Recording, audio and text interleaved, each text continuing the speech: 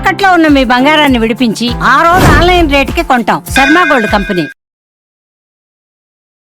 నమస్తే గారు. నమస్తే ఏదైనా చందమామ కథ చెప్తారండి? పండితుడి భూతం కథ చెప్తాం. పండితుడి భూతం. ఒక పల్లెటూరులో తిమ్మయ్య అని ఒకడు ఉండేవాడు. వీడు ఏంటంటే ఏదో సుమారుగా ఆటకాయగా తిరిగేవాడు. వీడికి చిన్న తాగుబోతువాడు.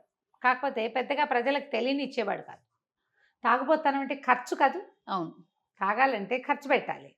అప్పట్లో పాతకాలపు తాగుడేమిటి? కళ్ళు. ఇప్పుడు కళ్ళు చెట్లు ఎవరో కళ్ళు గీత కార్మికులు ఉంటారు. వాళ్ళు పోయి తెల్లవారి వెళ్ళి ఒక కళ్ళు గీసి అక్కడ ఒక కుండ కట్టొస్తారు. ఈ చెటంతా ఎక్కుతాడా? చచ్చి చెడి. ఉచితంగా దేశసేవ ఎందుకు చేస్తారు? అవును. ఆ కళ్ళును 10కో పావలాకో అమ్ముకుంటారు. అది వాళ్ళ జీవనాధారం కదా. వీడేం చేసేవాడు? చీకటి మాటను పోయి చెట్టెక్కేసి కుండ బొడ తీసేసుకుని తెచ్చేసుకునేవాడు. శుభ్రంగా దొంగతనంగా అనమాట. కళ్ళు దొంగలు ఎప్పుడూ ఉండేవాడు. నా చిన్నప్పుడు నాకు కూడా తెలుసు కొబ్బరికాయల దొంగలు, కళ్ళు దొంగతనాలు. మేము కూడా వినేవాళ్ళం. అయితే ఈ తిమ్మయ్య ఏం చేసేవాడు? ఎక్కడో చోట చెట్టెక్కి కామ్గా వరుసగా ఉన్న తాళ్లలో ఓ చెట్టెక్కి తీసుకునేవాడు. వీడు తాగుతాడని ఎవరికీ తెలియదు. ఆడు తాగేసి ఒక పూట ఎక్కడో చోట పడుకుని మరునాడు లేచి వచ్చేసేవాడు.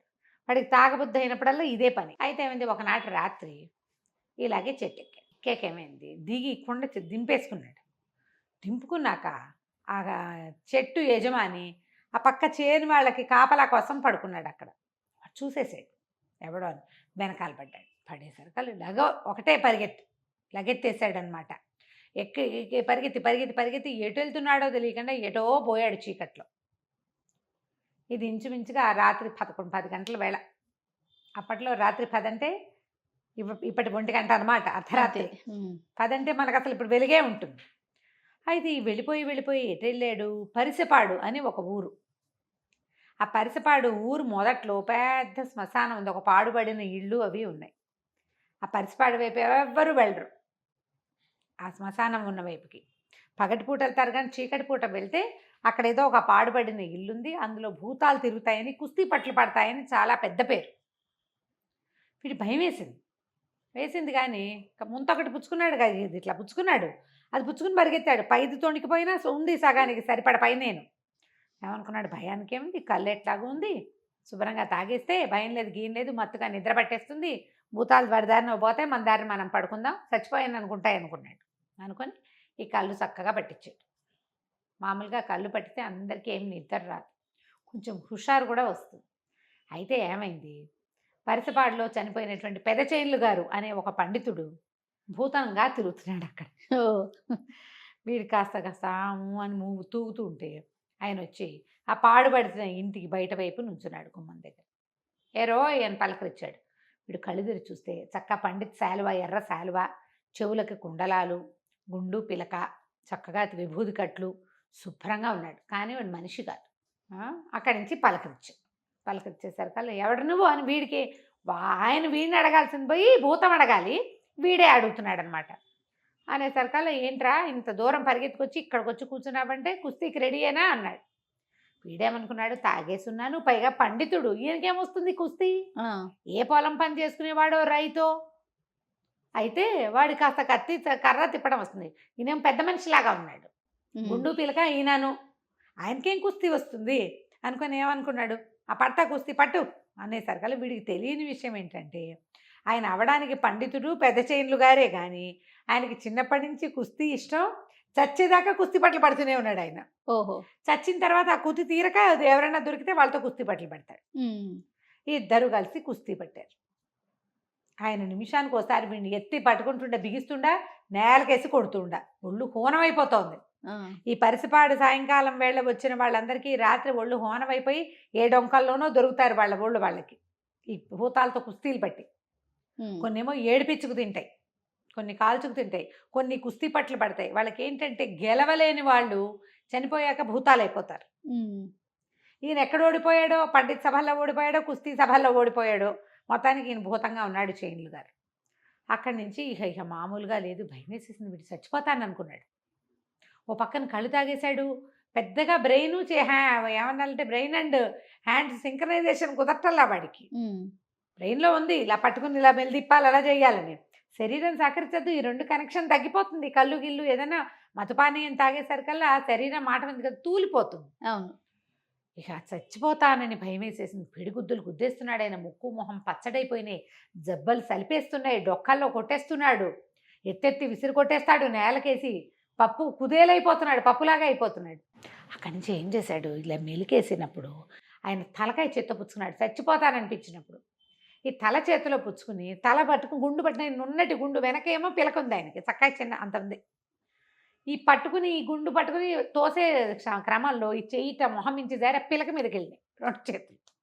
గట్టిగా పట్టుకున్నాడు. గుండు అంటే ఇంత ఉంటుంది, పట్టు దొరకదు, పిలక చిన్నది కదా, అది ఇట్లా పట్టేసుకున్నాడు. పట్టుకునేసరికల్లా ఆయన విదిలించుకుని వీడు విదిలించి రయ్యమైన పిలక కాస్త ఊడి చేతిలోకి వచ్చి ఆయనకు గుండంతా నెత్తురుమయ్య నొప్పెట్టింది. మనకి కేక పెట్టాడు. ఆయన పక్కకి వీడో పక్క పెట్టాడు. వీడి పిలక చిత్త పుచ్చుకుని ఉన్నాడు. ఒరే ఒరే ఒరే నా పిలక నాకు ఇచ్చేయరా అన్నాడు.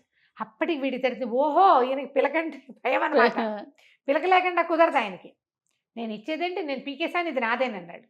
అనగానే ఆయన ఒరే ఒరే నీ దుంపదగా, పిలకేరా నా బలము, మా మిగిలిన భూతాలందరూ మనిషి వేధవతోటి పిలక పీకించుకున్నానని ఎక్కిరిస్తారు, దానికి తోడేమో పిలకలోనే నా శక్తి అంతా ఉంది.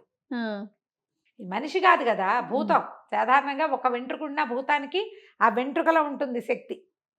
దాని పవర్స్ అన్నీ అందులో ఉంటాయి. నా పవర్ అంతా అందులో ఉంది. పిలక ఇచ్చేయిరా ఇచ్చేయిరా అనగానే వీడికి అర్థమైపోయింది. తాగుబోతానం ఉన్నా చావు దెబ్బలు తిన్నాడు కదా, వీడు చావు తెలివి బయటకు వచ్చింది అన్నాడు.